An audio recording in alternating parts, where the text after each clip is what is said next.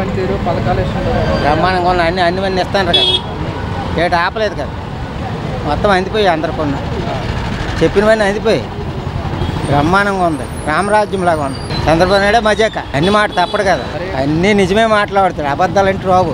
అంత నాయకుడు ఎక్కడ దొరుకుతాడు మనకి? అలాంటి నాయకుడు ఎక్కడ దొరుకుతాడు ఎక్కడైనా? దేశం మొత్తం మీద ఉన్నాడా ఇలాంటి నాయకుడు? అది చెప్పిన మాట వెనకదులే అన్నీ అందిపోవడమే. ఒకటి ఆపలేదు అసలు. బ్రహ్మాండంగా ఉంది పరిపాలన అంటే. అన్నీ మొత్తం అతను ఏడు చెప్పాడు, అన్నీ అందిపోయినాయి. నాకు అందరికి అందేయలేదు తెలియదు కానీ మరి కొంతమంది ప్రజలకేమి పథకాలు ఏమి రావడం ఏమో మరి నాకు మటుకు ఇంటికి వచ్చేస్తాను నేను. అన్నీ ఇంటికే డోర్ డెలివరీ చేసేస్తాను పథకాలు. మరి మా ఇంటికి వస్తాను, అందరికి వస్తానే రాదు తెలియదు. మరి ఇప్పటివరకు ఏమేమి వచ్చినాయి? అన్నీ అతను ఏం చెప్తే అన్నీ ఏమో అందరికి నాకు వచ్చాయి అన్నీ. తల్లికి వందనంగా అన్నీ బ్రహ్మాండంగా ఉంది. అదిరిపోతుంది పరిపాలన అంటే.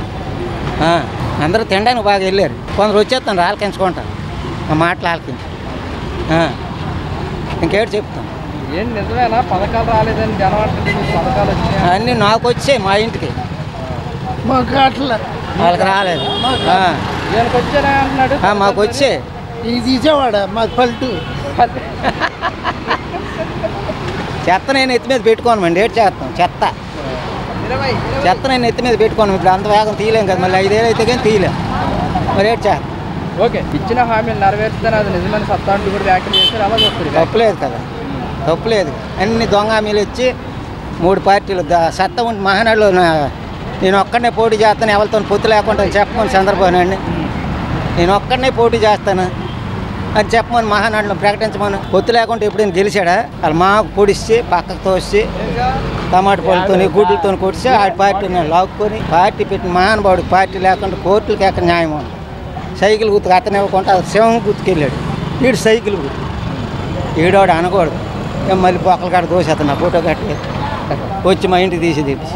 కాదులే కానీ ఇప్పుడు జగన్మోహన్ రెడ్డి ఏమంటున్నాడంటే ఎప్పుడు ఎన్నికలు జరిగినా సరే ప్రజలు కోట ప్రభుత్వాన్ని డిపాజిట్ కానికుండా చేయకపోతే మన కర్మ మనం అనిపించడం ఇలాగే. అలా చేయకపోతే అలా ఒక్కరు ఎలాగో గెలలేదు, ఎప్పుడు గెలలేదు. ఒక్కడ చంద్రబాబు నాయుడు ఎప్పుడైనా ఆడ ఇండివిజువల్ పోటీ చేసి గెలిచాడేటి.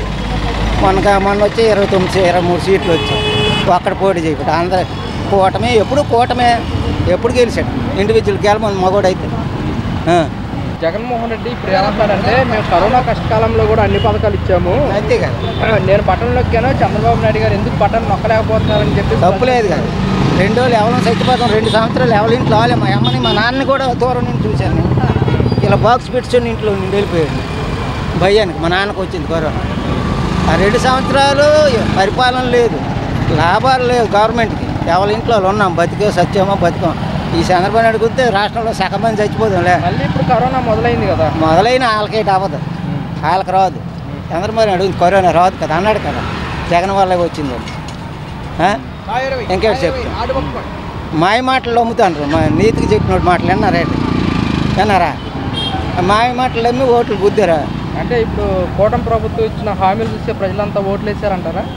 మరి ఆశపడి వేసారు అందరూ. ఆశపడకుండా వేస్తారా? చెప్పండి మీరే. ఇప్పుడు ఏంటంటారు, మళ్ళీ జగన్మోహన్ రెడ్డి వచ్చే అవకాశం ఉందంటారా? లేకపోతే అవకాశం ఉంది ఇప్పుడు పరిస్థితులు బట్టి. మళ్ళీ మన మీద చెత్త వేసుకోవాలంటే వాళ్ళకి గెలిపించడం.